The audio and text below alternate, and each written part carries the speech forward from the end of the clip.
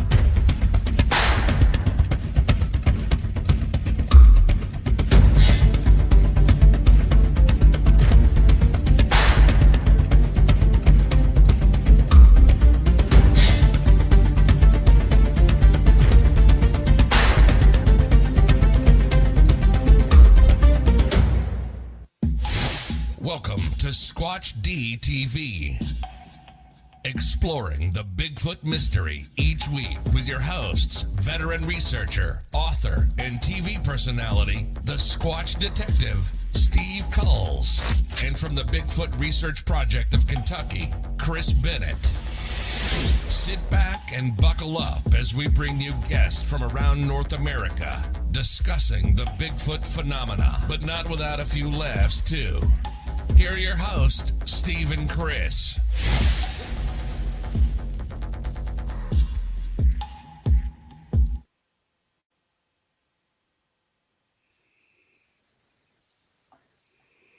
And good evening, cyberspace. Welcome to Squatch-D TV for today's date, September 6th, 2020. I'm your host, your guide, the Squatch Detective Steve Kulls, along with my co-host, the guy right down there, Mr. Chris Bennett. Hello, Chris. Hey. What's going on, Steve? We're coming to you live from the construction zone, which is now home. How's everything been going in New York? Just so you know, pretty good. Just so you know, your audio is actually lagging, or is actually lagging behind the video. Just so you know. Oh, no. Oh, no. So, I don't know what happened there. It was like all of a sudden. Well, so, anywho, maybe, what a week try it's to go been. out and I'll come back in. We'll see if that helps. Yeah, let's try that back. one more time. Yeah, just refresh it. All right, folks, while Chris does that, we got an incredible show for you lined up tonight. We're going to be talking about the Dyatlov Pass Incident, which was featured back in 2014 by a show called The Russian Yeti, The Killer Lives. So we'll be talking about that in a second, just waiting for Chris to get back on. But anyway, while we're here, let's do the shout-outs. Hello, hey, Robert, how you doing? That's a mighty nice-looking slice of pizza you got there. Mike, good to see you, my brother. Good seeing you. Great talking to you, and we'll talk to you real soon. Pat, how you doing, brother? Good to see you. And Corey, how's it going? Corey, good to talk. I haven't seen you in a bit, but good to hear from you. So, yeah, we can. And there's trouble. And Sherry's saying hi to Chris, but he's not in the show right now. Don't bother saying hi to me or nothing. So anyway, yeah, if folks have, I don't know why Chris isn't back in yet. Well, anyway, we'll kick on a little bit. I can fly solo for a second. So tonight we more trouble. Hey, Nikki, how are you? Good to see you. So tonight we're going to be talking about the Dyatlov Pass, and spent the majority of the day working up a little PowerPoint, which I love to do for these shows sometimes because they actually go off very nicely. But if anybody didn't catch the show last week with Dr. Haskell Hart, we were talking about Bigfoot DNA and the Ketchum study and the psych study and a bunch of other things and how to collect DNA. Be sure you catch that one. That was last week, and it was a doozy of a show. So anyway, I still don't see Chris. So I don't know what happened to him.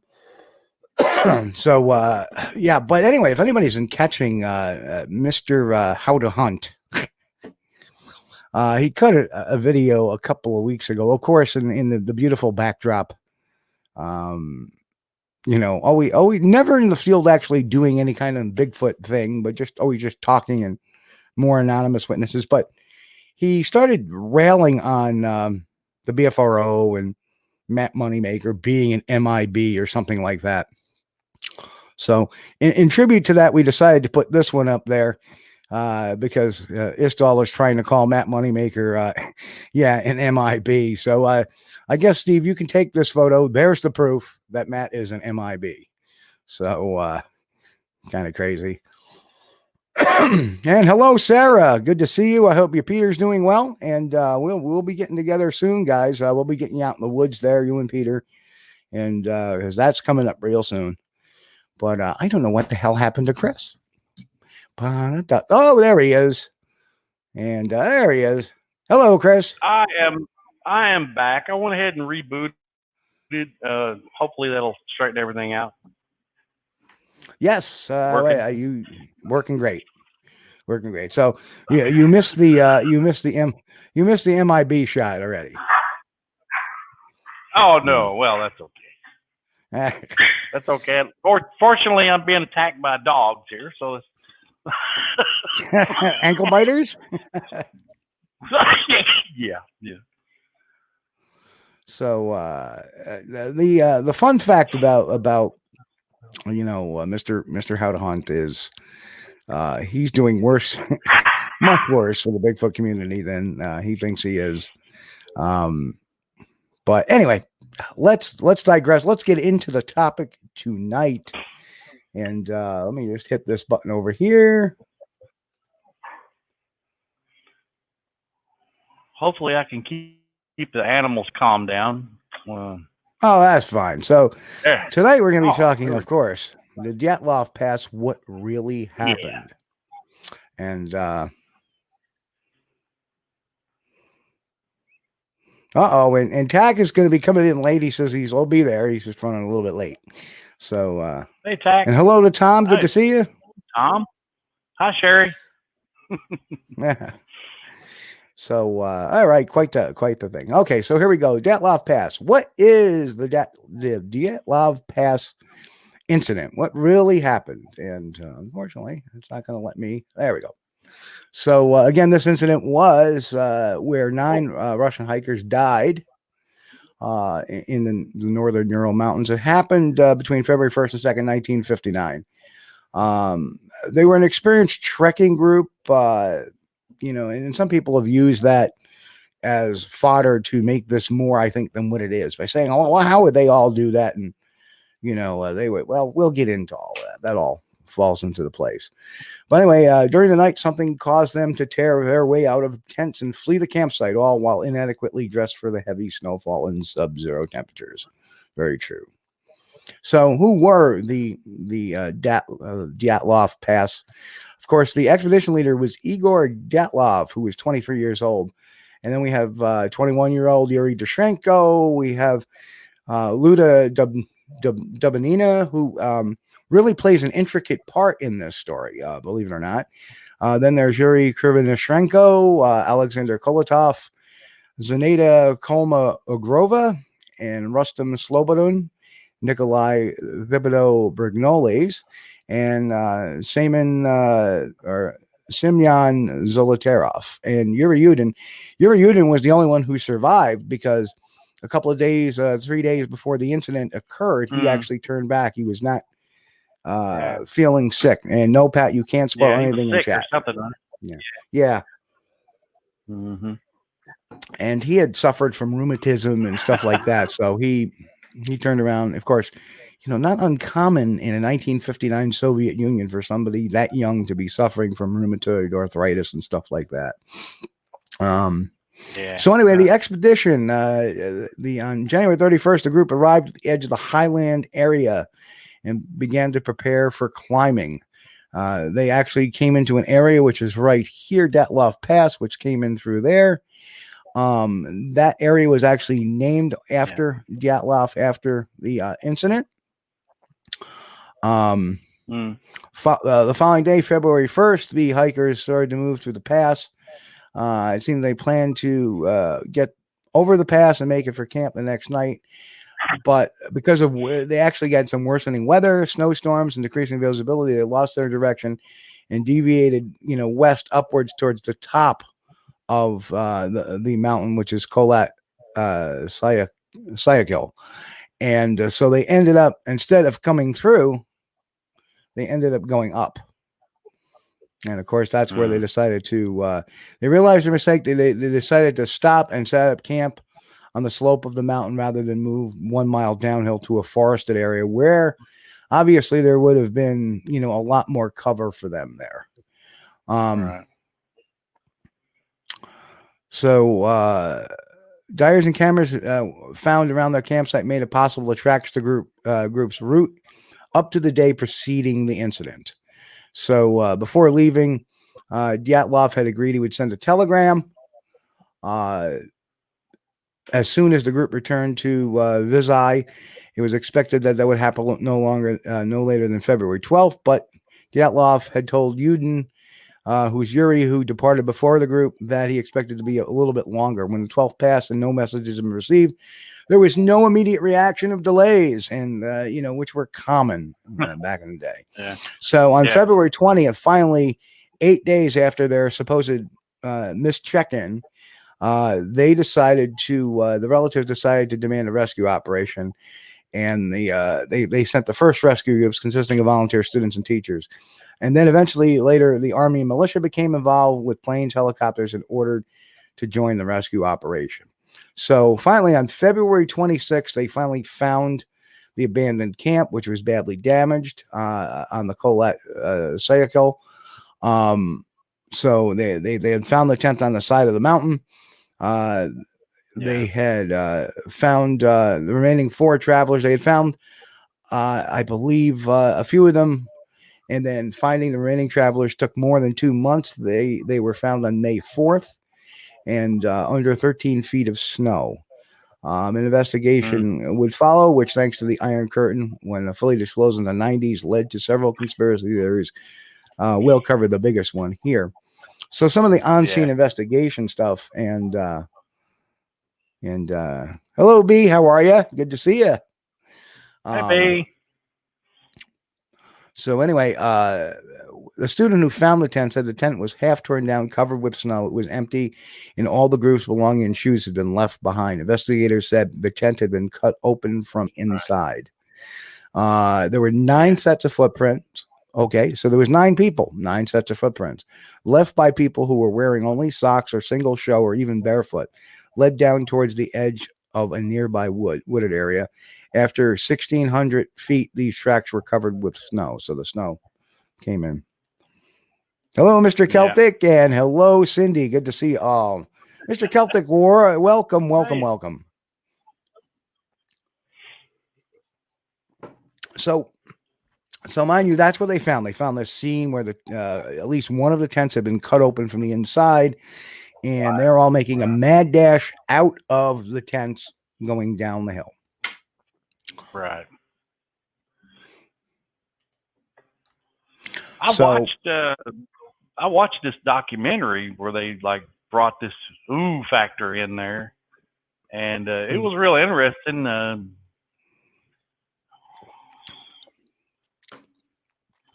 Hello, Mick. Good to see you. Hello, David. Good to see you as well. Hey, That's Dave. A great picture, David, by the way. That's an awesome picture. So anyway, at the forest edge, and we'll eventually go back to that map. At the forest edge, under a Siberian pine, the searchers found the visible remains of a small fire. Okay, let's think about that. They made a small fire, mind you, down the hill about 1,600 feet, going downhill. Right. So, and right at the edge of the forest, under the first, basically the first pine that was there, the first. And I know some people call it a cedar tree. It's actually a Siberian pine. But they found the first two bodies there, and that was of Krivonishenko and Durashenko. They were shoeless and dressed only in their underwear. But that's for a good reason. I'll explain why. And the branches on the tree were broken 5 meters high, suggesting one of the skiers had climbed up to look for something, perhaps the camp. Now, between the camp and the pine tree, and this is, mind you, this is all what they found on the 26th of February. Yeah. They have found 3 more corpses, Dyatlov, Kolomogrova, and Slobodin. And they all died in poses suggesting they were attempting to return to the tent, and they were found separately at distances. So, mind you, they were in a line basically spread out, going in the direction back to the tent.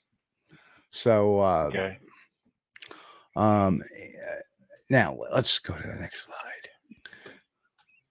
So, eventually they would find the other 3, I believe, that are left, or 4, in a ravine. And so anyway, here is basically the pathological results. Is Dyatlov died of hypothermia. Durashenko, now Durashenko and Krivonishenko were the ones found together and under the Siberian pine, and they both died of hypothermia.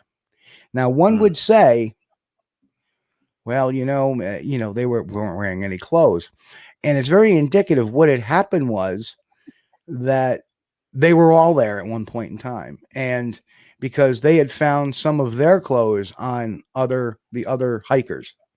So what they did is, after they passed, they took their clothing. So that's exactly what they did, was they salvaged their clothing to keep warm. Now, this is where it becomes very, very tenuous for some people, because you have Ludmila Dubinina, who died of internal bleeding and chest trauma. You have Nikolai here. He died of a fatal skull injury. And you have Semyon Zolotarov died of severe chest trauma. Yeah. So there is, if you think about it, had this been, okay, we're getting some questions, and we're getting to that. Yeah. Right. Yeah. So let me get to the ones that yes, I believe it was Dubinina who had her eyes and tongue removed, but Dubinina, I believe Zolotarov had his eyebrows missing. Brignoli's had his eyes missing too. No need to be sorry. Okay, but they were both found actually face down in a stream in water. So these are the deaths and the reason of their deaths. So, well, we're going to talk about the ravine. Finding the 4 travelers took more than 2 months. They were finally found on May 4th under 13 feet of snow in a ravine 246 further into the woods. As you can see, this is the map here. This is the tent. That was the tracks. The tree is right here with Durashenko. Then in here, there was a ravine where they found Dubinina, Zolotarov, Kolotarov, and so they found the girl who was missing her tongue and her eyes, Zolotarov, who was missing his eyebrows, Kolotov, who died of hypothermia, and Brignoles, who was missing had a skull fracture, but he was also missing his eyes as well. The interesting thing about them is Brignoles, Zolotarov, and Dubinina were all face down in water in a pond. So it's not uncommon for especially, animals, water creatures, because they're still alive, even though, because they're cold-blooded. it's not unusual for them to be predated on, or postmortem predation to happen. If people remember the West Memphis 3 kids, Chris, you know what I'm talking about, the West Memphis 3? No. Okay, so in the 1990s, early 1990s, there were 3 boys that were killed in West Memphis, Arkansas. Stephen Branch, Michael Byers, and I forget the last one's name. Well, anyway, they had convicted these 3 teenagers on their deaths based on some very loose evidence and devil worshiping and stuff like that. And they claimed that, some of the evidence said, well, they were mutilated, but the boys had been found in water, and the actual mutilations they found out were by sea creatures, by rather water creatures, not sea creatures. Things like turtles and fish that are nipping at their bodies as they're decomposing. And of course, the eyes, the soft tissues like lips and tongues, all decompose quickly and fast. So basically, we have a similar episode here. And mind you, this is May 4th, so it's been spring for a little bit. So it's now green, and they can find them. So it's well, and maybe not, because they said they found 13 feet of snow, but the actual reading of it did not seem like that had occurred, because they found them in water. And I'll show you some other pictures here. Actually, Dubnina was actually face first in the ravine on a waterfall. So, and that would be typical with animal predation, because they go for the soft tissues first, and especially, and it's kind of creepy to talk about, but especially on humans, Well, let's Curtis. There may be turtles, but given the type of weather, but still, fish are cold-blooded, and they will nibble at decomposing flesh. So, and again, they have been there since February 1st, so they've had 3 months in that water, so they're gonna start to decompose. So the other thing is that they were in a ravine. 13 feet. It was a 13-foot drop. So that kind of made sense. If they're blind in the snow going that, a few of them fell through, it would explain their fractures of a chest, a skull fracture, anything like skull that. Injury. Right. Yeah. Right. Yep. There was nothing from the autopsy. From the photos, there were the autopsy photos. There was nothing really traumatic on them. So let's look at the controversial photo. Now, I know some of them said, oh, this was the last photo they took. I remember that specifically on that show. That wasn't the last photo they took. That was a complete fabrication. The last photo they took showed them digging, and we'll get that picture up. In fact, that's a clip, the very far left of the screen. That is actually the last photo, and there's more to it. But if you look at this guy, the way he's dressed looks awfully like the way this guy's dressed from a distance. Has a little paunchy belly, short coat. He's got the boot right there. And as we know, the boots were lighter in color because they were using these like blousings. It looks lighter than this, and their coats were lighter than their pants. So it was. Well, that was the thing, because on the documentary. No, that's not what I'm saying. That photo is not fake. It's misinterpreted, and they misrepresented it. They tried to. So let's look at that. Now the other thing too is that the Yeti photo was the last one taken. It was not. The actual photo is actually right here. This was the last photo they've taken, and especially Ludmila Dubnina, who was found in the ravine. The one girl I saw in the ravine, who had her tongue missing and eyes missing and all that. She was keeping a logbook of everything that had happened. Okay. And no mention of a Yeti, no mention of a snowman, a Menki, Almasty, none of it.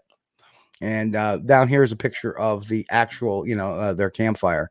So, definitely not. Well, what I had read about this incident before, but when I watched the documentary, a fake-umentary on it, they made it out that picture such a big deal. They said, "Oh, this was found at the very end of the roll and has never been seen up until now." And I'm like, well, I was ready to call BS right there. I was like, no. No, that ain't happening, dude.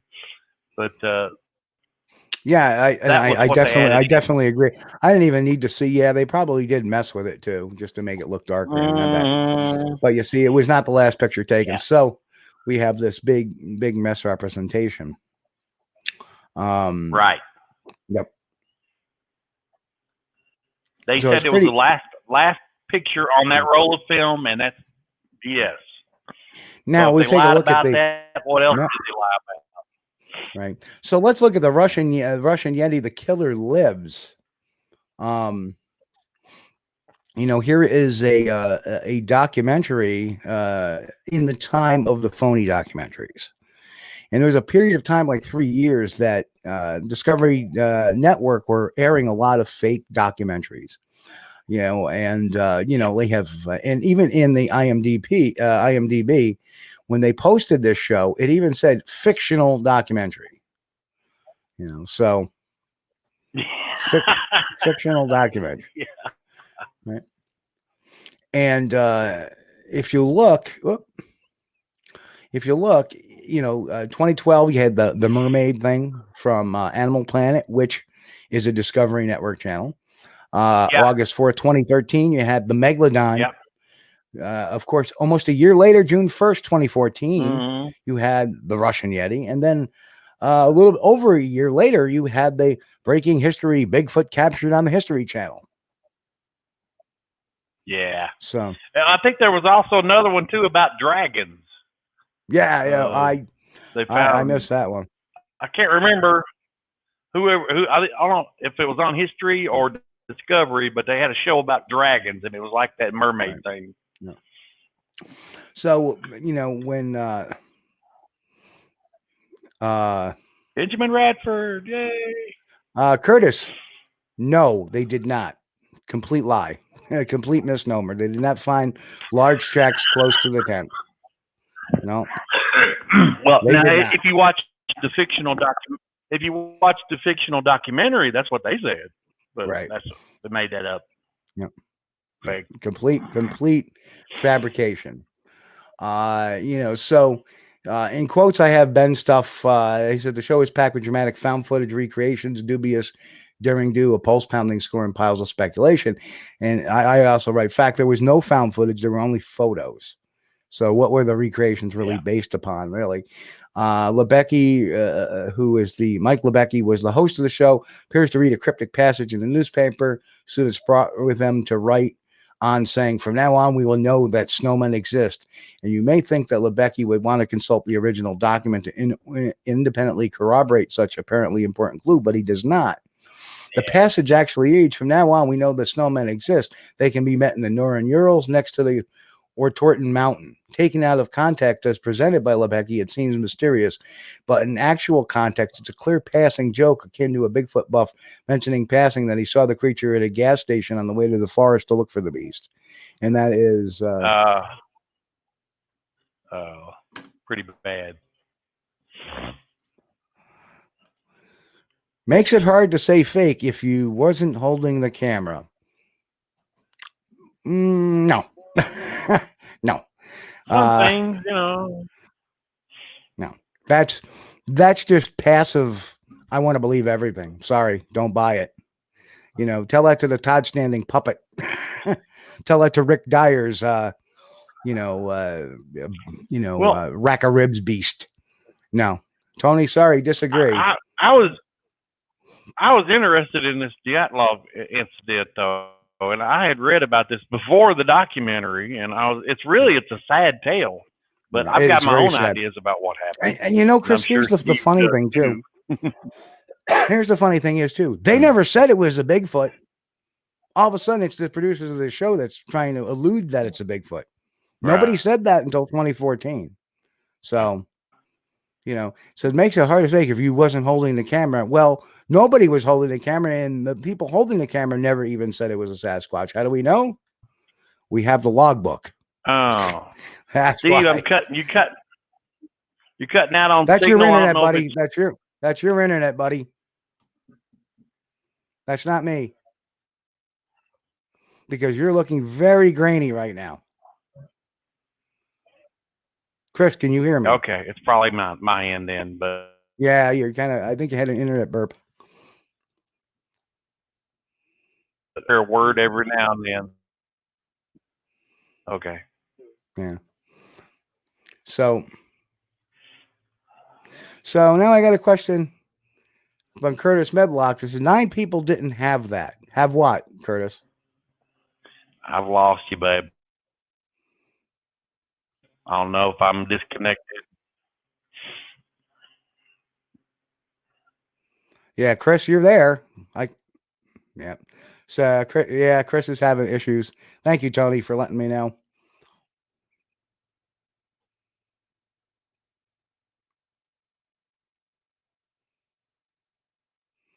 Yeah, so Chris just cut out. Apparently his new internet is not working as good. It was working great last time. But so waiting for Chris to get back on. He is having internet issues apparently. So I'm trying to read what somebody said. 9 people didn't have that. Hypothermia. Curtis, rather. Incorrect. As a matter of fact, only 3 of them did not have hypothermia. And if you're late to the program, you can see Dyatlov, hypothermia, cause of death. Durashenko, cause of death, hypothermia. Krashenko, hypothermia. Kolotov, hypothermia. Kolomogorov, hypothermia. Slobodin, hypothermia. So you only have 1, 2, 3 that died of something. Okay, Curtis, fair enough. You only really have 3 that have passed. Hang on a second, Chris. There we go. Okay. You there, buddy? Okay. So I'm sorry, Chris. I didn't realize you were late. I'm trying to get your. Yeah. So only 3 of them did not die of hypothermia. Right. But the 3 that did were actually 13 feet down in a ravine. So think about it. It's snowing. You can't see nothing, and all of a sudden you take a 13-foot drop. So it's not very uncommon to think that that they would have passed because of their injuries due to a fall. Well, you're right. And if you're injured and you're not, if you're injured and you're not moving around, you're going to freeze to death really fast under the type of conditions as they were in. I'm having issues here myself. They all had hypothermia. Well, yeah, probably they did, but the ones that we're talking about how they died, not necessarily if they had what necessary. Again, there was no Mr. Celtic.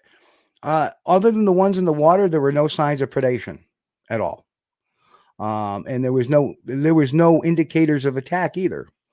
What the one scientist described, and it kind of caused this whole kerfuffle, was he thought that it was like they'd been hit by a car or a tremendous pressure.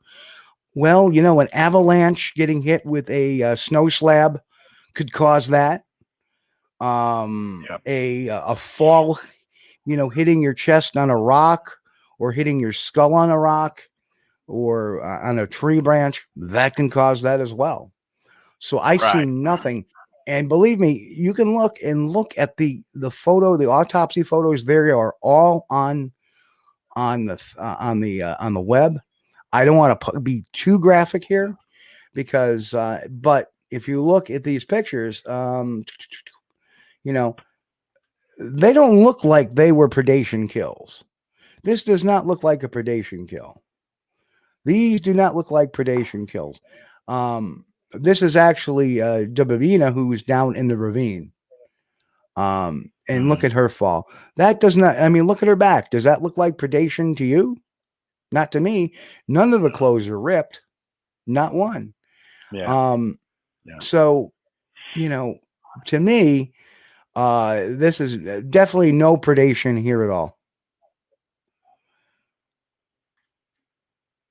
Where's Corey's question? Oh, could it be something that got in the tent and made them flee? Well, I can't explain that kind of. Well, there's a couple of hypotheses. In one, it's first of all, they went further up than they were supposed to. They were 3,100 feet up above sea level. The temperature was minus 40 degrees. So my guess is they went to bed with the best of intentions and they woke up with hypothermia. And if you look at the symptoms of hypothermia, you have confusion and memory loss, slurred speech, obviously shivering, drowsiness, exhaustion, breathing issues, weak pulse issues. And then you have this case of what they call paradoxical undressing. And something scaring the crap out of them. No. They got lost and they went up a hill in a bad storm. And, and true, the last three, yeah. Well, I know, Pat, that's the last four weren't killed in a bivouac collapse because they weren't found in the bivouac. They were found in the ravine. They were the furthest away from where the tents were. And again, I have to show you the map. Here's the tents. They decided to leave for whatever reason. And that could have been caused by a snow slab hitting one of the tents. Mind you, it's 40 degrees. They say, hey, maybe one of the tents got hit, caused the one person to cut themselves out. They're saying there's an avalanche. They all skedaddle down the hill thinking there's an avalanche. Right. Now make it to the tree where they create a fire. Right. Yeah. So at some point, either because of hypothermia or because of whatever, some decide to go back up. Dyatlov, Slobodan, Kolmogrovo, they decide to go back to the original campsite. These four decide to go the other way. They end up falling into a ravine. And that's where they have all of that's where they have all the injuries. The ones that had the injuries were the farthest away from where the tents were. There, three of the four of them had, the chest injuries. Two of them had chest injuries. One of them had a skull injury. One of them who had a chest fracture also had a skull injury as well. But the one that killed him was the chest injury. So to me, it sounds like the four went off together and they all went off together. They all fell down together. And they were messed up. So that's what happened to those four. And that's why they were all found in close proximity, because they're going in, down they went into the ravine and took a nasty fall. So, and that's very true, B, and the reason why is because of what we call paradoxical undressing. And I knew this as a medic because I've experienced it with people with hypothermia before. They will start taking clothes off because their skin gets so cold it starts to burn. So they start stripping off, and you'll see people that are stranded in water doing that too as well. And that's not because they're sinking. And Pat, they may have if you're saying the bivouac, they may have, but don't forget and that could have caused a couple of the crushing injuries on them. I don't know about a skull fracture. Maybe a couple of them, or I don't know. But the fact is, it does not seem in any of the bodies, and that's, in any of the bodies, there did not seem to be enough, to think that a Sasquatch had done that. They'd be freaking ripped apart. Their clothes would be torn off. They'd be bloody mess. There'd be pieces everywhere. This looked very succinct, and I've seen a lot of. I was a medic for 8 years, and I've been on plenty of crime scenes, and I've been on plenty of assaults, and I've been on plenty of natural deaths. or deaths like this, which are natural cause deaths, not caused by a homicide or, a predation. And these folks look exactly like, especially some of the pictures you see them like, Dyatlov was face up like this. I've seen that 1,000 times in houses when people die of natural causes, and they're there for a while as well. Steve, Mike White asked, was there a tongue missing? And correct me if I'm wrong, but didn't the female have her tongue removed or something? The one who was female? The one who had the face in the water. So anybody that was missing body parts, they were submerged in water. In fact, any ones with trauma, they were also in water. And that was in the ravine. Yeah. So, but they were all in water. Yeah.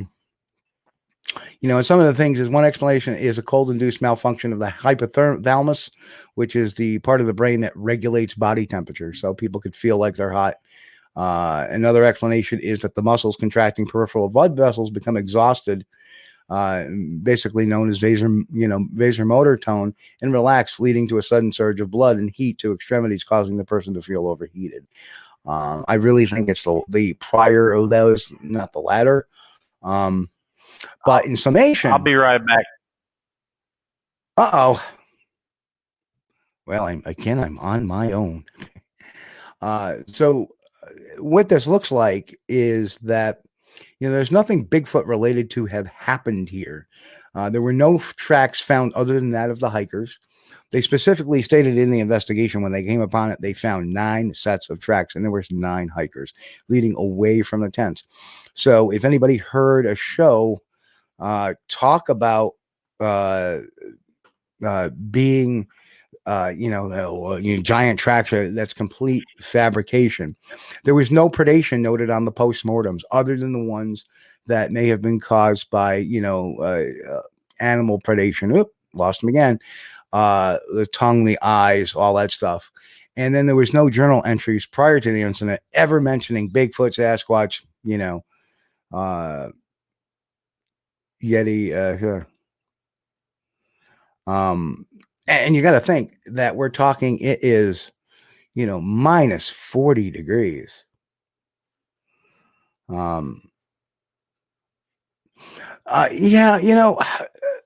Saying collapse, not a fall, because one was found writing for prosperity and the other 2 were huddled together. It could have been like the chest traumas, because that's what Dumanova, and she was the writer. And as a matter of fact, now that I'm thinking about it, there was no entries written anywhere. The last entry was written was the day before the event. So if you heard that, somebody was writing, writing for prosperity and together. No, Dubyina was writing, but the last entry she had made was prior to the event. So she wasn't huddled in there. And think about it. They were huddled because they were cold, but nobody's saying they died instantly either.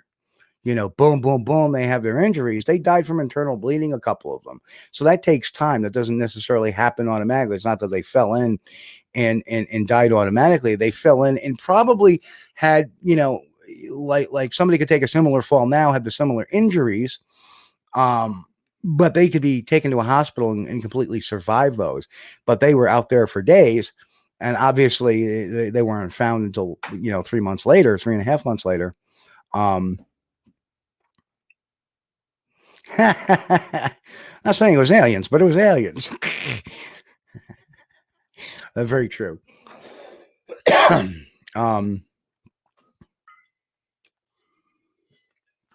And thank you. Oh, there he's back. There he is. He's back again. Man, I tried to reboot my modem and see what's going on because my internet connection, something happened. I don't know.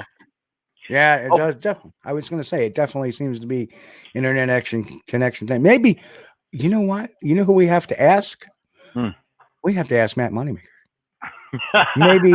maybe your connection is being cut off. I think so, by the Men in Black. It's Matt Moneymaker. Yeah. He actually works for the government. I'm sure of it. Just ask how not to hunt. Yeah. Oh man. So anywho, getting back to the whole topic, is to me it seems like everything, even the reason why they would get out. Now, right. Let's talk about a couple of the what logical explanations are left.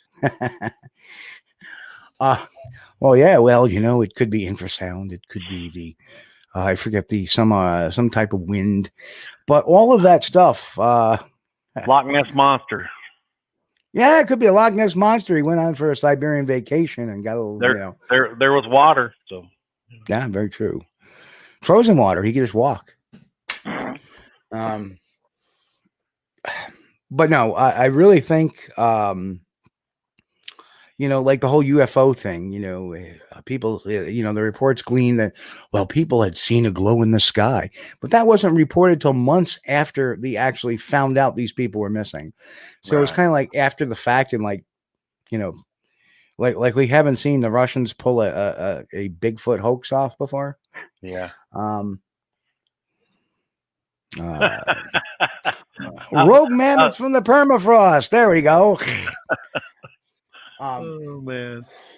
Yeah. So even the other, now one interesting thing I did find was that one of the members did have an amount of radiation on him. And I think it was Kulikov. Where he is? Kula, yeah. Who died of hypothermia. He had some radiation on him, but he was the only one to have radiation on him. And who the hell knows? This is old 1959 Soviet Union. He could have been exposed to something, because they all came from the same university, and it was an engineering school. So it's entirely possible that he got exposed to something in a lab or something, because none of the other ones had it. So how do you explain one and not the other? He may have had a piece of uranium in his pocket for a good luck charm, That's right. But and hello to Robin Rose. So true, Robin. I'm going to put you back up here, but I swear to God, if you go out again, I'm leaving. Hey man, it's the Men in Black, man. I can't help. They're trying to silence me, and of course, I don't say that much anyway. And John, I want to say I believe so. They all worked in a lab at some point, because they were all part of the same university. The photo with the lights, that's interesting, because let me pull that up. Anybody wants to talk about this photo with the light? Sorry, it's going on. And you know what that looks like to me? That's easy. That's an accidental exposure. Yeah. You see, and part of the lens was covered up. Mm-hmm. And it's not light. That's just refractory light. And you see, that was the actual part of the lens that wasn't covered somehow. It's a blur. It's a blur. That's all. Yeah. It was just a miss shot. How many pictures have I taken on my cell phone? Accidentally, when you're trying to. Yeah, exactly. To me, it may be a person. It may be just an accidental shot, but it definitely doesn't, to me, represent anything paranormal. In fact, the reason why I say this appears to me, at least, to be it wasn't even an actual shot. It was taken in a pocket or something like that, because I believe this is a hair right here. And that's what the camera seems to be focused on. Look how crisp that is. And it looks like a hair because it's light, and then it gets a little dark at the tip, and then a little white. It's a very tiny tip. Could be a Bigfoot hair. Bennett, don't flipping start. So I think Bigfoot got the camera. Yeah, it's just refractory. It's not a Bigfoot. Look, it's a hair. Now, Steve, you cannot prove that it's not a Bigfoot hair. Yeah. Oh no, but I think I've taken lots of pictures like that before when I was using the old film cameras, and they usually occur towards the end of the roll, usually. Yeah. But sometimes they'll happen close to the beginning of the roll too, because I think maybe the camera was stashed and they just went to grab it and maybe hit the button or something like that. They got half the lens out or something. Exactly. You know, and I don't know if they own pets or not, but that hair was probably in a pocket and it's just where the flash was, I suppose. I don't know. Plus, when it's minus 40, okay, you've got gloves on, and it's hard to, fiddle around and try to get a camera working. And I'm not sure what type of camera she had or anything. It probably wouldn't be important, but on those old style cameras, it's pretty easy to hit the button no matter what, because that's really about all you had. You had a button and a winder, and that's it. Yeah. Yep. Just amazing. So I really, I don't know where else to go with this other than the fact. Now, you want to talk about the UFO thing, like I said, and all the other conspiracies, Russian experiments and what like, no, I don't think it's any of that. The Iron Curtain hid everything. I mean, if you recall, the Iron Curtain, the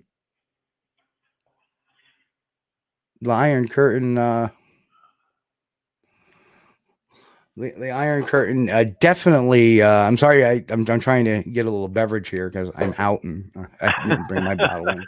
So, but the Iron Curtain, hid everything. I mean, look at the Chikatilo case, the serial killer. He killed like 60 children, and they hid that until the Soviet Union broke, and then they went public with it, saying, "Hey, we have a serial killer we've been unable to kill." But anyway, Chris, can you want to take some of the questions over? Because I'm going to step away for one quick second. I'm sorry we don't have a guest. So go ahead, man. We got. I can't put them up on screen, but Corey has got a good question. So, what predators tend to attack the soft parts of the human body?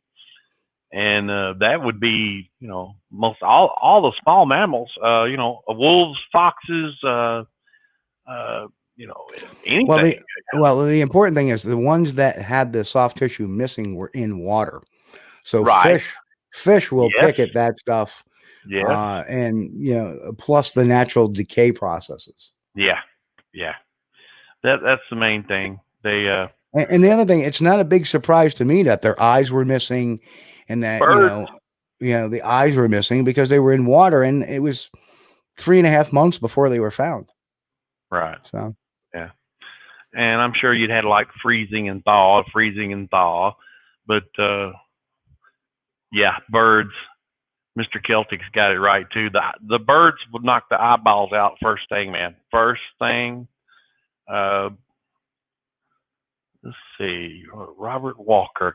Missile test went awry. Rocket fell nearby, and they eliminated the hikers. Heard that one? Yeah, I've heard that too. And that's why they said they found a lot of the military equipment and stuff around the site. And but that's just another one. New conspiracy from Mick. New conspiracy theory: the CIA 86 Dyatlov Pass because they knew too much about Lee Harvey Oswald, who went to Russia 5 months later. I haven't heard that one. That's new. And then when Lee Harvey came back, they took him to Area 51 to be de-interrogated or debriefed. Yeah. And Chris. Okay.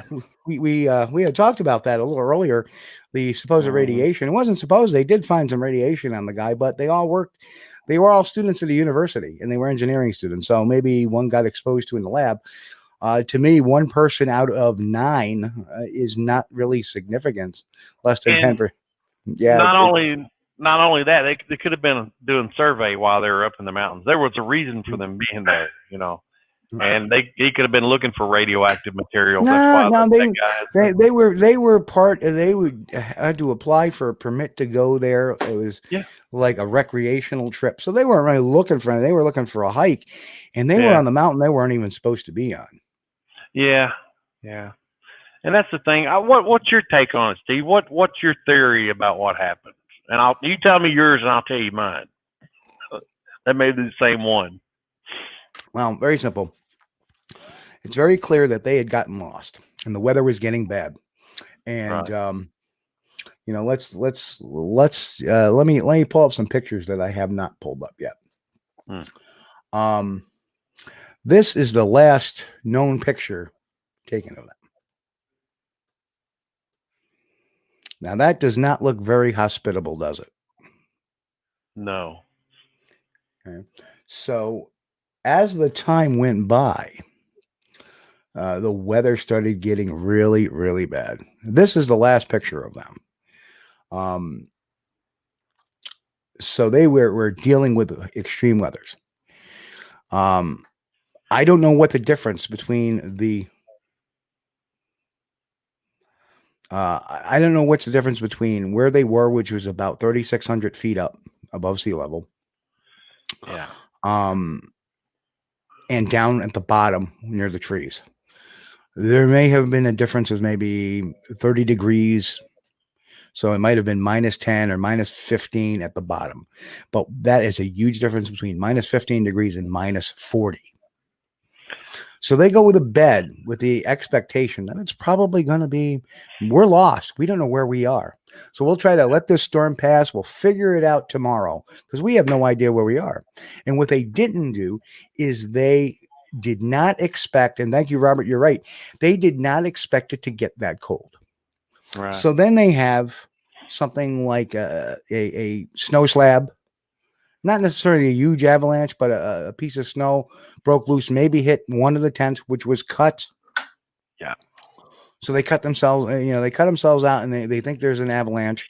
Of course, they can't see. It's windy. It's snowing. It's minus 40. And they all panic and go in. And maybe they already were suffering for hypothermia because they weren't geared up for minus 40 degrees. Right. Very true. Well, I'm right there with you, part of it. So what happens? I think they camped up on the side of the mountain rather than in the ravine, and because these are smart folks. Okay, now I've got a little background in geology and geography, and there's a phenomenon called a katabatic wind. Mm-hmm. And so what you want to do if it's really cold, you don't want to camp down in the bottom. You want to camp down up above the bottom because the cold air moves down slope. And so the actual coldest air would be down there in the ravine. So what they were doing, okay, dogs, what they were doing was trying to camp where it was warmer. Now, in my theory, it goes in the middle of the night while they were sleeping, there was a small avalanche, which was enough to upset the tents and maybe cover them up. And that's where I think they cut the slits in the tent. So we agree on that one. That's what I think, yeah. And then, after this, they probably went down the hill a little bit. All of them, headed, they were disoriented. They're cold. One of them starts to build a fire, or two of them start to build a fire. And the other one said, we're going to go back up to the tents. But they went the wrong way, and then they end up off in the ravine. Right. The 13-foot drop. And which, we're talking minus 40, if you're in your skivvies, you don't have to stop moving for very long at all without some sort of heat source. You're not going to last long. That's it. You're gone. Well, It appears that they weren't in their skivvies, but they were barefoot. A lot of them ran out of their tents without shoes. Now, whether or not that's caused by hypothermia or I believe, there was a snow slab or like a mini avalanche that hit one of the tents. Right. It's snowing out. Right. They're very disoriented. But I still don't believe in the wind theory. And the reason why is that there's been people there after this had happened. And they've never recorded those types of winds there. Never. Right. Some of the and then that's the reason why they were testing all these kinds of things, like infrasound was another thing that they all got hallucinated by infrasound because the wind caused and they've set infrasound detectors up there too in trying to test these theories, and that came out negative too. Right. So the katabatic winds, I don't think, and they were very obviously lost, and they even said they didn't know where they were. So they're pitching, on the side of that mountain was by pure chance. Right. So, well, see, the reason why I think they were on the side of the mountain is to get away from that extra cold air. But then again, even though the ravine was further out than the forest, right, and the wood line the trees there would have presented some barrier against the wind and barrier against the snow. It would have, yes. So that probably that's the reason why I think they were trying. Now, obviously something caused them to cut themselves out of a tent. Does it sound like somebody went whack on it? Nah, but there was no sign. There was no blood. There was nothing, no signs of predation. Yeah. And I can't emphasize that enough. There was no signs of predation by the original ones they found. Right. And that's where it gets confusing because they found the first 5 first. The two in the pine and the 3 up, trying to make it back to the campsite. Right. None of them had predation on it. You can even look at the pictures. None of them show predation. Right. Well, see now Corey. I think that's Laurie. Yeah. Yeah, Allery. Yep. Was there signs of an avalanche when the site was found? Well, the campsite was destroyed, but what got me to thinking about the avalanche is some of the bodies were found under, 13 feet of snow, Steve? But those were the ones found in May. Yeah, so it could have. That's true. It could have snowed that much on them. I don't know. That kind of looks like it could have been hit by a snow slab to me. Yeah. To me, that there is. And that would also been that could have possibly caused the trauma to the chest, the head trauma. Now, we got a couple different things. But the problem is that the only ones that had the trauma, they weren't found until May. Right. The original 5 all died of hypothermia. Yeah. So the ones that had trauma were the furthest away, were the only ones in the ravine. Right. So that does make a good point that if they tried to build a bivouac at a clay or like an igloo out of snow and it came down on them, that could have caused it.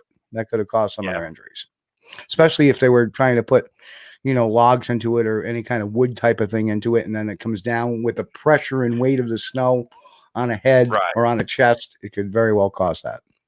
Well, see, that would, the injuries, my first thought with the injuries would have probably have been caused by the avalanche. He-Man 512 said there was a fire in the tent that caused him to flee in such a hurry. No, there was not. No. There was no signs of fire whatsoever. The only fire they found was down in the wood line. By the big tree. Yeah. And what was his name? The guy that was found in his underwear by the fire. Where's I'm trying to get the map on. There it is. Evidently, so that's why I was thinking, they got knocked out of their tents, and the dudes didn't have the dudes and the dudettes didn't have any shoes on. They were mostly in their skivvies, or a couple of guys were. So the first thing he tries to do is build a fire, which that makes perfect sense. That's what anybody would do, okay? Because he knew if he didn't get a fire going, they were dead. Yeah. So there we have the actual map and the deaths. Yeah. And you can tell the ones that had died, the ravine, and you can see chest fractures, hypothermia, and skull. All of these folks, other folks. They were the furthest away from the tent. Yeah. Right, yep. Yeah. Yeah, so that kind of blew my theory out that it might have happened during the slide. But, Oh, well, Tom has I've been on some expeditions with people, myself included. Oh, man. Get out of the tent. We knew we shouldn't have had beans for dinner. Terrible.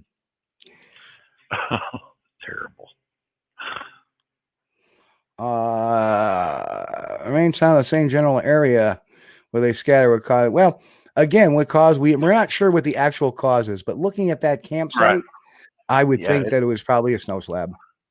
Something that really, got them scared out of there. because all the bodies were found, you know. Now, Pat says if areas. it was a snow slide, they would have stayed there and not moved off. Incorrect. No, not true. You got to get out of there. And what they did was they started heading off in the best direction they thought, downhill. Because, you know, here is, they got hit, you know, one of the tents get hit with a snow slab. Oh my God, we're going to have an avalanche. There's going to be more coming down. You know, we're going to get buried if we stay here. We got to get out of here. We're going to move. So they started moving in a panic. Get to the trees. Yep. Get to the trees. Exactly. Get to the trees. And that's what they did, because out of the 4 that were found in the ravine, I think 2 or 3 of them were wearing the 2 Durashenko and Krivonishenko's clothing. So they were all at one point at the fire by the tree. So I don't know if they ran out of wood, but something caused 3 of them to go back. Dyatlov, Slobodin, and Komogorova. They all decided to go back up the hill towards the tent. The other 4 decided to go the other way. We know at that point, at least when the other 4 had left, that Durashenko and Krivonishenko are dead of hypothermia. Yeah. So. Because the others were wearing their clothes, right? The ones that fell. Which ones was it? Damn it, I'm confused now. Sorry. And Tom, don't you move east to west to avoid an avalanche? No, you move to avoid whichever way that you don't want to go up there. Yeah. Doesn't matter which way. You know, get the it's sled not like out. moss, which grows on one side of the tree.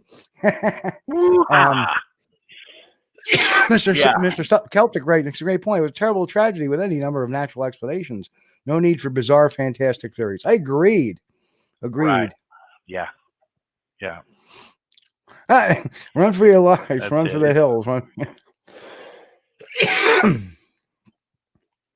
Well, see, that was one of the things that got me too, because they went to the trees, okay, and then if you're fearful of an avalanche, that's where you would go. The trees will provide some cover against the snow or an avalanche. Sorry, we're just answering a question. Didn't find photos of glyphs on trees. There was no trees where they were.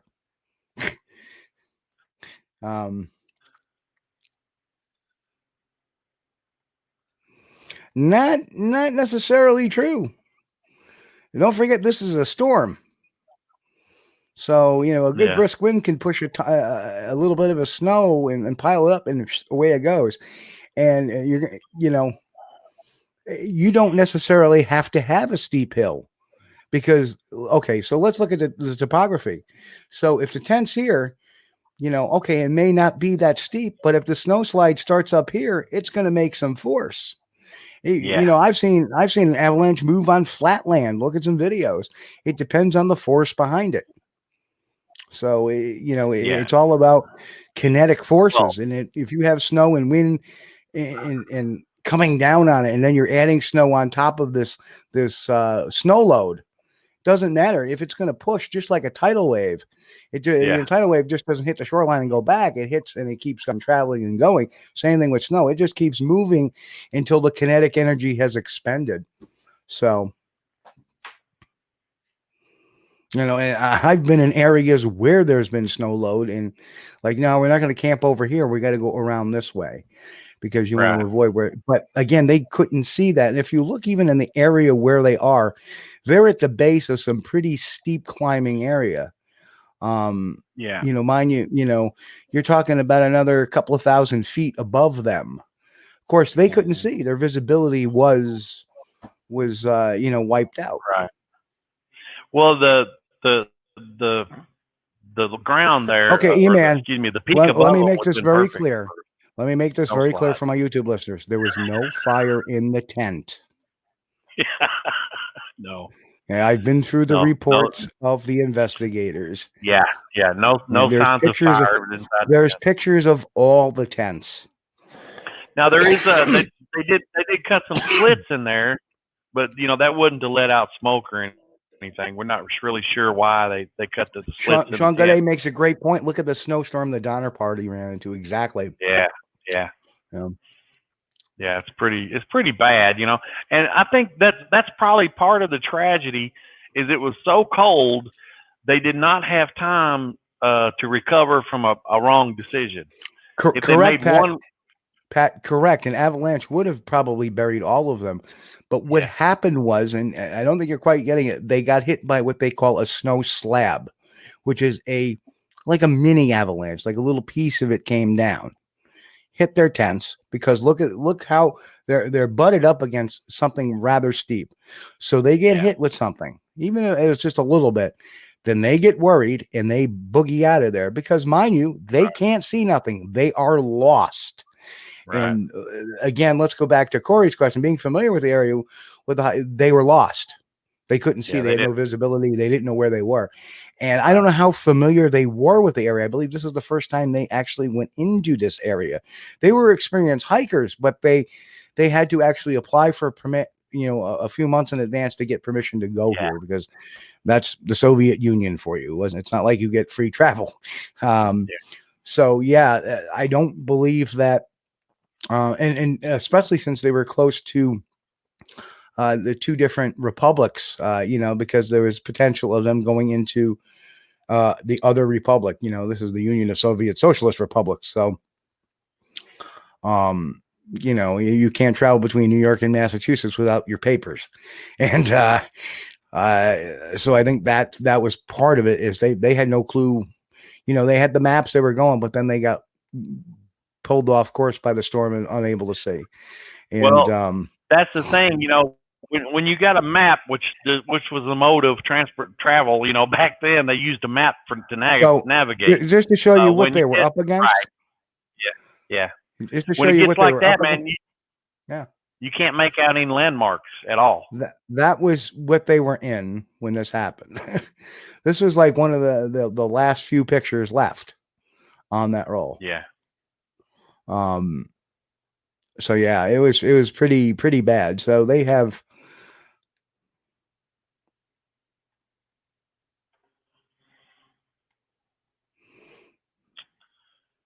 Yeah. So. Who knows? All I know is it's something went terribly wrong. Terribly wrong. And that is really the big issue here, is that you look at pictures like that. Trying to see, what we're talking about here though is a situation where you don't have days to react. You've only got maybe minutes, 15, 20 minutes, and then you're done for. And I think they probably got into a situation and they made a wrong decision. And getting hit with a snow slab. That's what would cause me. Getting hit with a snow slab. That's what I thought, right. Or again, if we go back to the hypothermia chart, you could be in a state of confusion. You wake up, you're groggy, you're freezing cold, and now you're waking up and you're kind of, somebody's yelling, "Hey, something just hit my tent." You don't know. You just take your knife and get out of your tent. You think you got to get out of your tent for whatever reason.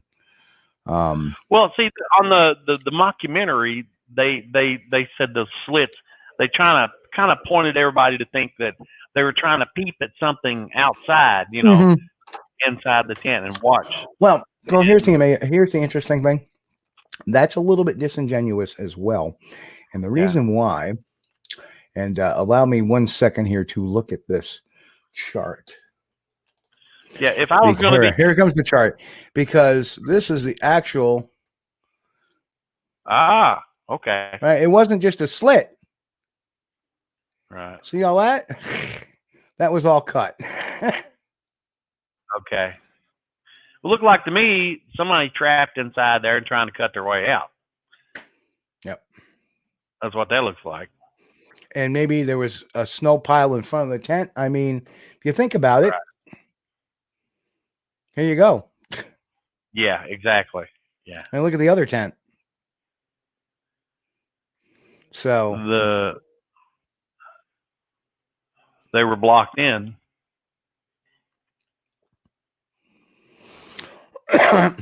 And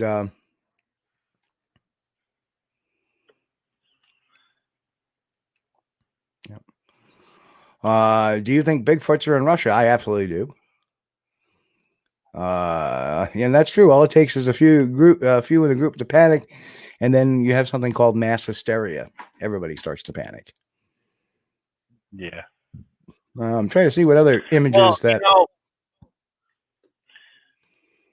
Normally, I'm pretty cool under pressure, but if something like that happened to me in the middle of the night, I would probably panic too. If you put yourself in their situation, bang, you're hit with something or whatever happens, you got to get out got to vacate the tent. If you do that, you're exposed to minus 40 degrees or worse. Yep. You've only got, minutes at that point to make a fire or start dying. And, we got to look at it this way too. These people were tough. Okay. They weren't the snowflake, I'm going to the gym today, got to get my coffee. I'm mad because you didn't put extra cream in it. These were tough people, and they probably grew up, without heat, And this is some of the rescue effort going on here when they discovered that. So as you can see, yes, they were butted up against. And again, this is, so it's really hard to say. Actually, I think the mountain is behind them where they were. The ravine. Yeah. There's the ravine is down in there, I believe. If my I don't know what picture this is, Steve. Well, that's all the tents, and that's the rescuers. So they're digging around looking for bodies is what they're doing. I have a ton of. They don't show a photo of the slope behind them, but you could see from the map. Now this is part of the investigation file. Okay. So somebody decided to interpret, right? What's going on. This is actually the map of. That's pretty fascinating. And you look at the vicinity where the tent is next to the mountain. It's very close. Very close. Yeah. Well, every time there's a line there, that's an increase in elevation up behind them. So, yeah, up to 1,079. I don't know if that's meters or feet. I'm sure it's meters. So here's a question. So Steve, the report of the government knowing like 10 days before they said they do. I heard that. I said they knew what. As I explained in the beginning, that the family started to complain on the 20th about their being missing their check-in by 8 days, which was not, by missing by a few days is nothing really big deal. But I think after the 5th day, they were like starting to panic. So by the 8th day, they were demanding the university do something. So they sent some students out. And after a couple of days, they sent the government out, and the government found them on the 26th. Yeah. Yeah, the Russian military was dispatched. Yeah. They did find some artifacts from where they were there. People dropped stuff, left stuff behind, a glove. And Pat, that may be so, but you have to understand that this event had happened 3 weeks earlier. With a lot of wind, that snow could have been displaced. So yeah.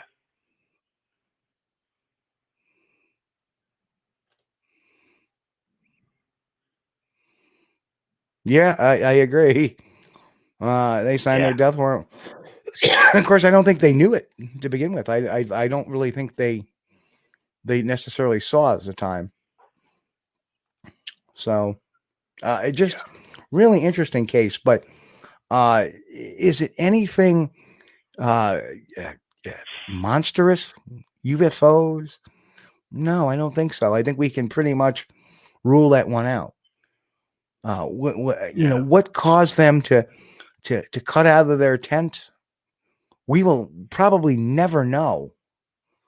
Maybe it was just hypothermia and a panic that induced panic amongst everybody else. Who knows? But what we do know is with the physical evidence shows up. after the fact. We don't know what caused them to flee their tent. But what we do know is that there was 9 sets of tracks and there was 9 campers. There was nothing else because they also thought that perhaps a neighboring tribal village may have killed them. But that was disproven because of the lack of the track evidence. Yeah. You know, it's possible too that they camped up there. Why do they pick this particular spot? No idea. Maybe it was a popular area. You know, a lot of the articles didn't really go in to say why they picked an area, other than that they were hikers. They were a hiking club, and that's what they did. They went here, they went there, they went here, and today they wanted to go to the Sayakil, which is Death Mountain or something they call it. You know, yeah, boy, it sure did prove that. Yeah, Mountain of the Dead, yeah. And it sure did prove that. So, but what we do know is that they fled, and they stopped at the tree line, and 3 went to go back to the tent after the 2 died of hypothermia in the tree line. 3 decided to go back to the tent, perhaps figuring that maybe they could salvage something out of them to keep them warm. Maybe they were looking for more items to put on the fire. Don't know. But those 3 passed of hypothermia on the way back up the hill. Yep. The other 4 left and fell into a 13-foot ravine. We do know that. Right. They went the other way. And then they tried to build a bivouac area, which may or may not have collapsed on them. But the whole idea is that they died there, and they were the ones with the traumatic injuries, 3 out of the 4 of them. So that would tell me something happened to their shelter. Number 1, something happened to their tent. They had to leave their tent for some reason. We don't know why exactly, but they had to leave their tent. They went to build another shelter or went to try to find other shelter and failed. Right. Yeah. Right. But nothing followed them because there was 9 sets of tracks. No extra tracks. No Bigfoot tracks. So whatever scared them definitely was not on the ground, except was not a predator. Right. Now some can go into the UFO theory, bear. but there's nothing to back that up at all. You know, we're left with, so for some reason they lost their tent. For some reason they had to leave their tent. And the only thing I could think of that would make sense is, they had like a small slide. So avalanche or something. E-Man, you got to understand the investigation report found the tents undamaged with the exception of being cut. If there was a fire in the tent, there would be evidence of a tent being burned up. There was not. In fact, one of the diagrams I have somewhere here even shows the position of the equipment in the tent that was cut. Yeah. There was a flashlight nearby in the corner of the tent. So the tent was not burned. I don't know where you're getting that from, but there was no fire in any tent, and that was noted in any part of the investigation. So what makes the most sense, because that doesn't make sense. There was no evidence of the fire. And why would they destroy their tent? Why would they cut holes in their tent? Okay, so there was just to be clear. I don't know about burnt clothes, but don't forget they had a fire going by the tree line. Yeah, there was a campfire there. So if anything got burned, that's probably where it happened. There was no evidence of fire at the tent site, but there was evidence of fire up here. Yeah. So Yeti was brought in. So it seems common sense what happened. I know you're late to the show, but what happened was I'm trying to find the graphic for it. But anyway, what happened was in 14, there was this ridiculous show called The Russian Yeti, The Killer Exists, and tried to interdict the Yeti into this story. So that's exactly what. Yeah, they made it seem like the Yeti and the Lameno video, I don't care about it. I'm reading the actual Russian documentation. I'm reading the reports from the Soviets. To me, somebody saying, oh, well, look at this picture. That looks like there was a fire there in the tent area is the same as somebody saying there seems to be a little red spot here on this film, and it's a Bigfoot massacre. Yeah. Follow what I'm saying? Don't read any more into it than it is. Right. Right. If the investigator said there was no fire in the tent, trust them. There's no fire in the tent. Why would they hide that fact? Why? That would explain it even better. Oh, yeah, there's a fire in the tent.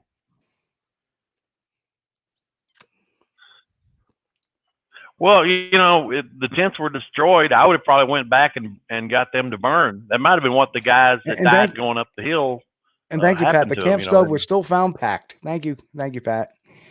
They never found footprints around alleged cattle exchange. Just saying, yeah, different phenomenon. Yeah, and the fact is that there was even when they had found their bodies, there was no evidence of predation at all. In fact, those bodies were pretty much found intact. Like I said, the only people that had any body parts missing were all found in the ravine area. Now, whether or not there was a predation down there, they never said. But then again, that was 3 months later, so I'm sure there was. The big difference between a few weeks and that being in the cold and the weather and the time of year. Mind you, for the whole month of February. Yeah. The other guys were under snow. Yeah. Yeah, that too. They were buried in snow. So my guess, and it's true, they could have, who knows, maybe the snow wall came down in the ravine and the ravine filled up. Don't know. But whatever the case is that the aliens with trauma were over here. What? That's it. Those guys went back up to get to the tent, and then they were covered with snow. That's where they died. That's it. No, these and the other people said, "Oh my God, the avalanche didn't happen." Yeah. Well,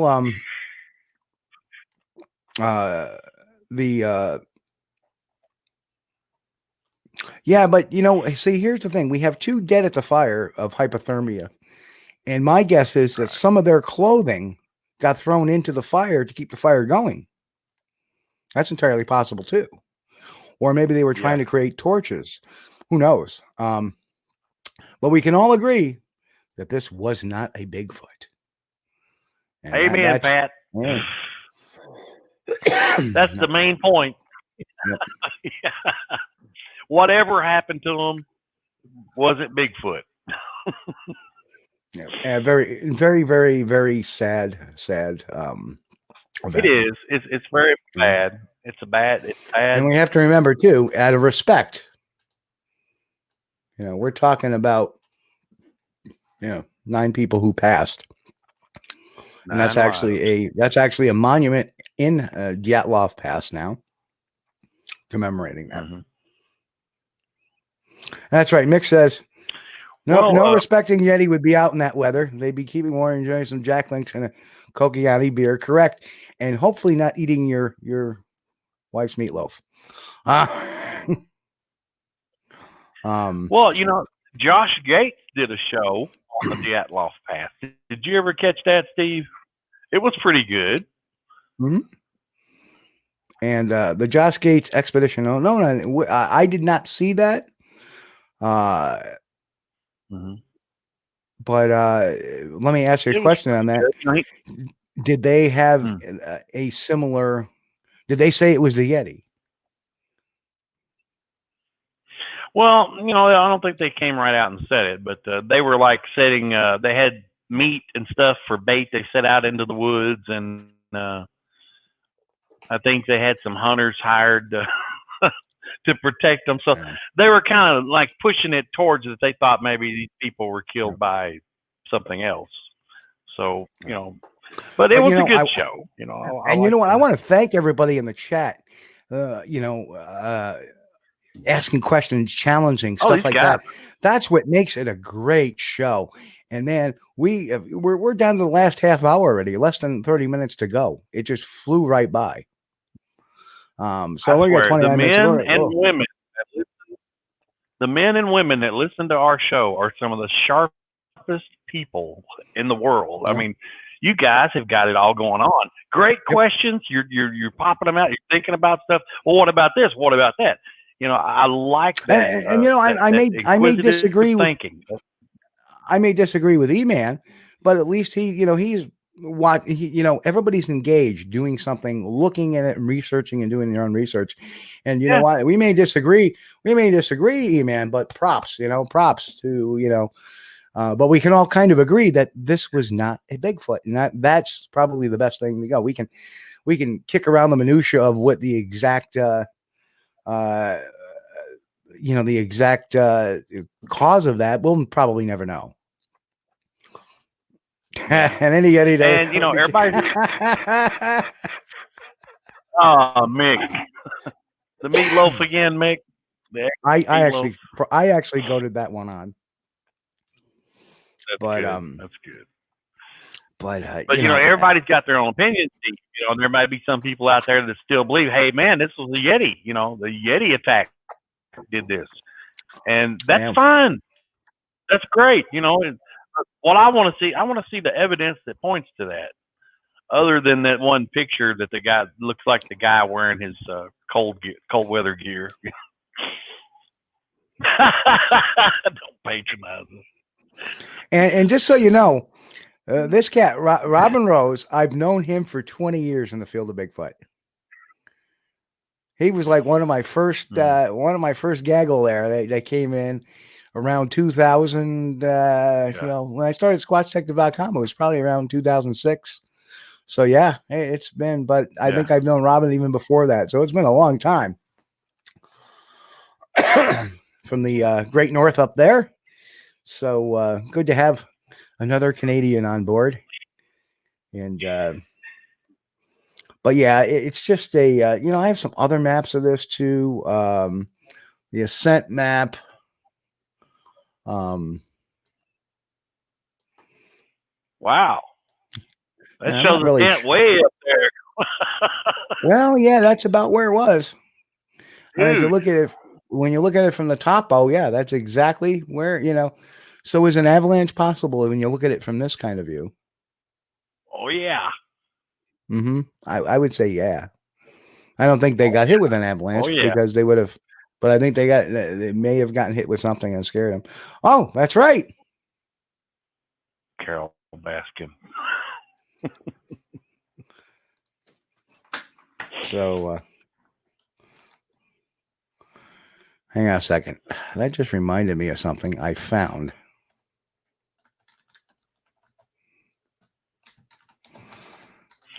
I think I saw a movie about this too, but they had them like, some sort of, what was it, doorway or something? It was a science fiction movie. It was pretty cool. Dyatlov Pass or something. Hang on, this one's coming. Who did that? Yeah. Sci-Fi Channel, I think maybe. What? That was the Yeti one? No, the Sci-Fi Channel, I think, did a movie on the Dyatlov Pass, and they had it set up to where, like, there was this doorway in the side of the mountain there. There was. It was. They went in, and there was some sort of. It was called the Devil's Pass. It was called the Devil's Pass. I think that's it. Yeah. Sci-fi movie, it was better than Sharknado. Not much. So, hang on a second. So we always like to have we try to always put out there a meme of the week. So, and I hope you guys stuck around for this one, because the meme of the week, no, not the Matt Moneymaker Men in Black one, but the meme of the week is, Carol Baskin is going to be on Dancing with the Stars. Oh, did you know that, Chris? Yeah. Yeah. If 2020 couldn't have gotten any worse, Carol Baskin's going to be on Dancing with the Stars. And what the? Hang on a second.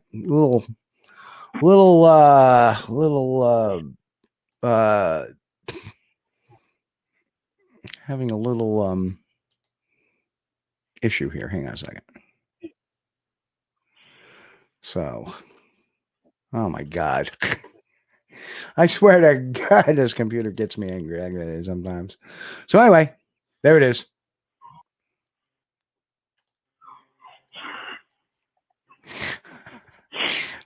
So there's your Carol Baskin meme of the week. Last known photo of Carol Baskin's husband. So. Oh, that's pretty bad. That is really bad. Has but it anyway, been long enough to get stuff like that? I don't know. Too soon? I've been missing for like 8 years. Oh no, dude. Oh, it's pretty bad. No, it's just a tiger poop and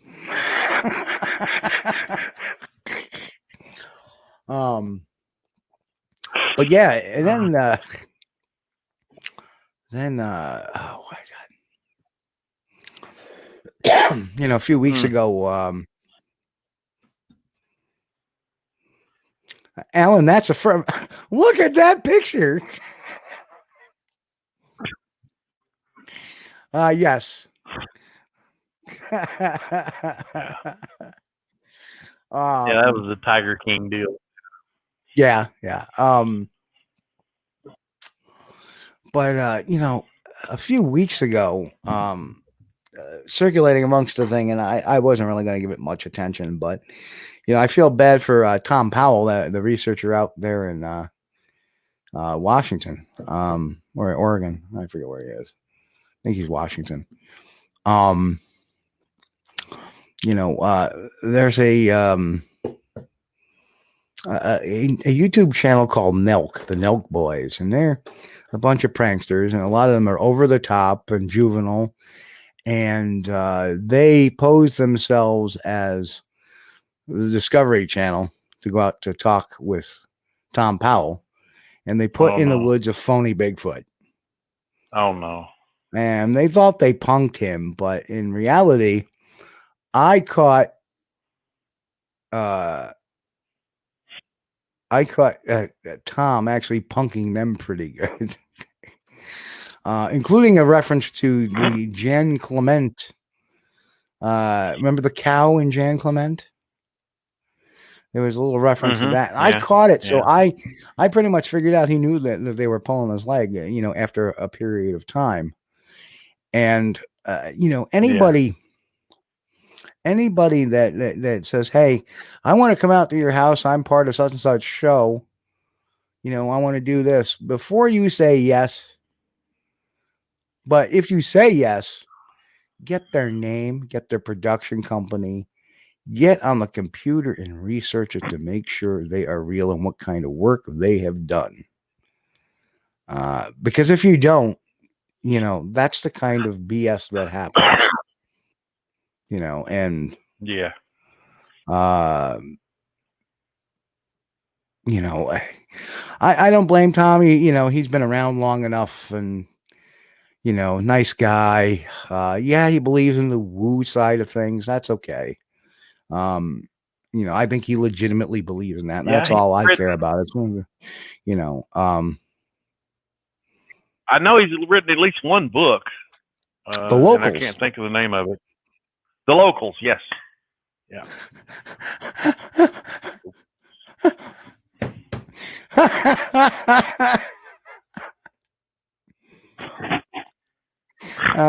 Mick, I really think that a few of them would probably kill themselves on the plane ride over there. It would be a murder on the plane. And have a good night, Tom. Night, Tom. I think, but that was pretty good. So, but yeah, Tom. I will provide the tents. Yeah, I'll provide the ticket for at least one of them. I'll provide the tents, and we'll cut them up just like the real ones were. Yeah. And that was the setup scene when that was what they did to the poor Tom, who's over there on the far right. And Tom's looking mad. He's looking mad. He's like, I'm gonna, and you have all these guys acting like idiots. And obviously, this is not a Discovery crew. And so those are the Milk Boys in case they show their faces anywhere else. Dude grabbing his arm, I don't think we that close.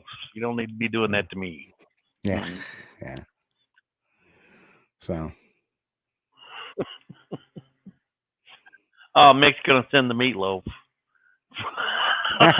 Feed him meatloaf for a week. Oh, absolutely. We might get a co-sponsorship from Snapple. We sure will. But folks, rather than just rambling on for the next, 15 minutes or so, we might as well kick it off for tonight. But I want to thank everybody for their questions. And in case anybody did not check it out, got a new video up on the YouTube channel. I'm going to pull that up one quick second. So if anybody has not caught it, let me just get over here. And so we've actually done a blog on skeptics and bias. And we're showing one particular skeptic, not Ben Radford, who we love here. He's a friend of our show. But we have a skeptic's article, and we show where he went wrong in it. In fact, there's some points he should have made that would have bettered his cause rather than just making some assumption guesses. So, Mick wants that. I want to remind everybody that's watching on YouTube, if you're watching on YouTube, hey, please hit the like, subscribe, comment. If you like the show, say, hey, man, I like the show. If you don't like the show, share. Yeah, share it. If you don't like the show, say, I don't like the show. I know it was a Yeti that did this because blah, blah, blah. And, I'd like to see it. But we appreciate your support. We sure do. And the funny thing is that I'm finally learning to grasp the concept of YouTube comments. And I've actually, I had somebody starting to get a little angry at me over the Todd Standing video. And I actually converted him over to our side a little bit. Say, hey, just check me out. And the guy's like, oh, yeah, I will. And, I apologize and blah, blah, blah. And it was very nice. So, it's all good. So, yeah, we have a video out, Skeptics versus Bias. And it's a short video, maybe 6.5 minutes or so. Check it out. Brings up some good points and something to do in the middle of the week. And test out some new software I'm using, too. So it's always fun to get new software and try it. So anyway, I think we'll take off. And Chris, you've already said your message. So, please like, share, subscribe. Hit that little notification bell so you know when we cut a video or a post.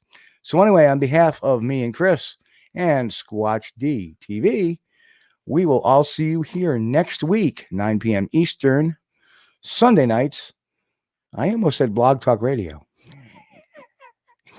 That would be youtube.com/Steve Kulls, facebook.com Steve.Kulls, twitter.com/SquatchDET. We'll catch you all here next week, folks. Peace out. Be safe. God bless.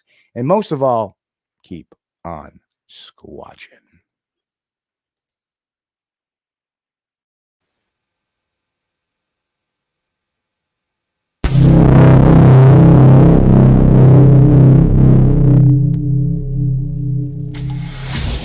Folks, you've been watching Squatch-D TV. Join us each week, Sunday night at 9 p.m. Eastern for the latest on the Bigfoot mystery. As always, we thank you for being our loyal viewers and encourage all to subscribe to our YouTube page at youtube.com/Steve Kulls. As always, have a great week. Stay safe. God bless. And keep on squatching.